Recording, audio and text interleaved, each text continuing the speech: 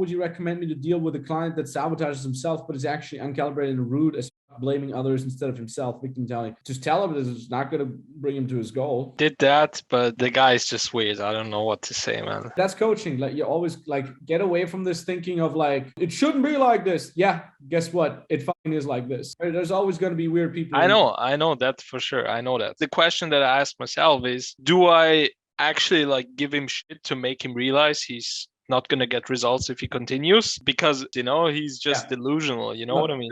There's two types of clients. There's clients who love it when you destroy them, and like, that's exactly what I needed. Thank you so much. And then there's clients who break when you do that. You need to find out which one of these two it is. Because if you now just keep saying, oh, you're not going to get done, you're not going to get results, they're like, oh, I don't like the coaching anymore. So you have to find out where on that spectrum it is. There's on one extreme, it's just like, yeah, please destroy me. I need this. Otherwise, I'm never going to do it. And the other one is like, hey, dude, like, you got to be ultra supportive. You got to be the nicest person in the world and keep feeding me the one thing I need to hear in order to then give me like one other thing that might be uncomfortable. I tried that actually. Like, I tested. I was like, okay, being empathic, nice, trying to understand. Didn't work. This guy was like really rude as fuck. Then I stacked it up a little bit, more direct. Didn't bring anything. And now I'm like to this point where I'm thinking about, if that would be a friend that I would coach, I would fucking destroy him. Because I tried everything else and it didn't work. And let me ask you this. Is he unhappy with the coaching? Yes. Why? Because the guy just wasted so much fucking time. Not what you think. It's like, you asked him, are you unhappy with the coaching? And then what did he say? He told me, I wish I would have had the results faster. Okay, got it. And how would you like to get these results faster? Like, by what means would you like us to achieve that? And you see what I'm doing here is like, I'm asking him what he wants, right? And then ideally I would literally get the shit like on paper somehow. So if he says like, okay, I want you to do more follow-up with me. Okay, follow-up, got it, we can do that. What's like an appropriate way of follow-up? I want you to jump on a call with me every Tuesday. Okay, cool, every Tuesday, what time? 4 p.m. Okay, anything else? And they say, yeah, maybe you should send me a message every morning. Okay, got it. Anything else? Good. We're going to agree on this. I'm going to write in the WhatsApp chat so we both have it. I'm going to do that. All right. Now, if I do that, what are you going to do? What are you going to bring to the table that helps us achieve this common goal of getting you to the end result? And then it's going to be like, then I'm going to do this, then I'm going to do that, and blah, blah, blah. Okay, cool. Are you cool with us writing this down on WhatsApp as well, just so there's no miscommunication? Got it. Cool. So we put that on WhatsApp as well. So all you have to do now is you hold exactly the things up to that standard that he requested. These people, they're not actually unhappy with the coaching. They're unhappy with themselves. They just think it's your fucking fault. So now you say, let's agree on this thing. And then you're going to hold 100% of your word, right? You're going to adhere to that. You're going to follow up with him every morning and you're going to have a call with him every Tuesday, whatever the fuck it is, right? And then they literally black on white have proof that it wasn't even about that at all. You understand what I mean? Yeah, I understand what you mean. That often then is this logical thing that they got to see is like, okay, you did everything I asked you to do, but I was slacking off myself. And then a lot of times people have this epiphany moment where they're like, now I understand what it means to be responsible for myself, right? And this is key for all of you guys here because most of you are in coaching. People need a coach in the first place because they're not fucking responsible for themselves. And I think a lot of you can realize it too, and I can tell you that because you guys are advanced. Like when you came into the beginner mentoring program, how much of what you learned as you progressed was, I got to be responsible for this. Max and his team, they're going to answer me. They're going to tell me what to do, but it's still on fucking me. Some people realize it, like many of you guys have just done it. You just made that click yourself. You got that epiphany. But for some people, they need to be shown in front of their fucking eyes, black on white. Hey, you and I agreed on this. Here's exactly my text message every single morning. Here's all our calls. I did everything you said you needed in order to succeed, but you didn't do the thing that you said you would do.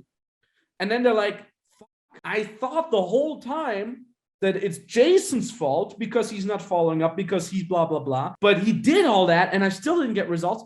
Fuck, it must be me. And that's how you get them into that crazy, amazing epiphany. I understand that, but in my case, if I would suck, I would know like it's my fault, you know? I understand. Can't have that arrogance in there. I fucking know it's not your fault, Jason. Your game is amazing. You're really good at coaching it. But the thing is, you can't have that arrogance of saying, but it's not on me. It's not about whether or not it's on you. It's about your client getting that epiphany as well. That it's No, I'm not on saying you. that. I'm not saying that. I think I could have done better in some situations where I would have prevented him to waste time, but no, I can't go back. That doesn't matter. That doesn't matter. That's one key. That's key for all of you coaches here. All of the service providers. It's like your responsibility is not to save them a lot of time in that case, in that specific case. Your responsibility is to teach them. Because I looking at all your faces, almost every single one of you, I'm like, I could have saved you so much more time if I had just destroyed you. But then the thing is, like, a certain percentage of you wouldn't even have saved that time. A certain percentage of you would have just given up. And then I failed as a coach. If I could just be blunt with all of you like crazy, I would save you a lot of time. But if I would do that, many of you would break. And that's then the art of coaching comes in, of being like, okay, this is going to cost him a week or two of progress, but it's necessary for them to be so bought in and get that epiphany. Yeah. Because if I would just tell you, like, do this, do that, shut the fuck up, half of you are going to do it and then fall back into old habits anyway, because you haven't internalized it. And the other half would just give up and break. So I would have failed. So you sometimes need to go down the route of like, okay, let me fucking fall on his face now for 2 weeks, but then they're going to have the epiphany. And from then on, it's going to be smoother sailing. It's never going to be fully smooth, but smoother. You're essentially saying that I shouldn't be harsh. No, don't try. And this is another thing that you guys got to be careful. Don't try to boil down this epic rant that I'm trying to teach you here to like, yeah. So what you're saying is be harsher. That's not what I'm saying. I said what I said. I said, talk to him, ask him clearly what he's unhappy about it. What does he want you to do more? Mm-hmm. Anything else? Anything else? Anything else? Is this what you want? Yes or no? Got it. Let's write that down. Put it on paper, because otherwise it's a he said, she said situation. Put it on WhatsApp so you can later on reference it and then be like, okay, I'm going to do that. If I do all that, what can you do? And then get him to confirm that, put that on paper, and then go ahead with that. Because then they will realize Jason did all the things that I wanted, but I'm still not getting a result. It must be on me. That's what you should do. Literally that. Most people that start with this behavior either way, you know, if I do that like that, and he's still like not at the point where he wants to go. Of course, he will not be at the point where he wants to be.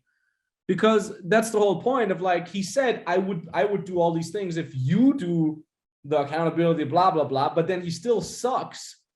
And then he realizes, oh, it wasn't Jason's fault. The whole time it was my fault. Ergo, now I need to step up. That's the epiphany. He's going to suck over the next 1 to 2 weeks. He's going to make zero progress. I promise you. A very high chance to do that way. Mm-hmm. But at least he will get the epiphany of like, holy shit, it is me. I need to change. He should come back to you being like, it still doesn't work, Jason. What do I do?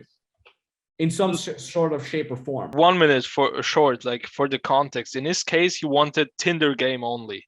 Yeah. And I actually had a plan with him, the outfits, etc. And I already told you that I actually arranged a photograph. She's female. Yeah. And the thing where I fucked up is I'd never thought that the girl would communicate to my clients and they would bring own ideas. So he just shit all over my idea. Yeah. Did some random weird photo shoot that is mediocre, like, okay. Mediocre. And now he's like, okay, now let's go. Let's do the thing. He just completely destroyed the plan, you know? That's more a thing of managing expectations beforehand. Like, you could put in your contract of like, you need to do exactly as you said, even if it might sound counterintuitive. If you don't implement my ideas, then there's no guarantee for success. If you refuse to implement my ideas, if you don't do them exactly like me, like that, I would even have the first live call completely separate for like 20 minutes. I would only talk to him about that. Like, that's what I actually do. Like, I frame him to that mindset like 24/7. I don't know what went wrong there, you know? Make them sign a contract and shit like that. I mean, that's not a a law contract. Yeah, I do. Okay. I actually do. Good. Now, are you referencing that contract back then and be like, look, we said, I told you here, black and white, you see the conversation, this and this and this. Here's what you did. That's different. And here's what you signed that we're going to do it exactly the way I do. Ergo, now you didn't get results. Can you see that logically what happened here? And the way I'm doing that is I'm not pointing the finger at them. I'm just like, do you see the connection here? It's like, we agreed we would do that. You then did this, which is different, which, by the way, is the opposite of what we agreed upon in the signature here in the contract. And now you got these results. Do you understand how this correlates? Yes, good. Do you want to do it in a way now so you get the end result? Let me check here, end result in a first call. We talked about this and this and this. You still want that?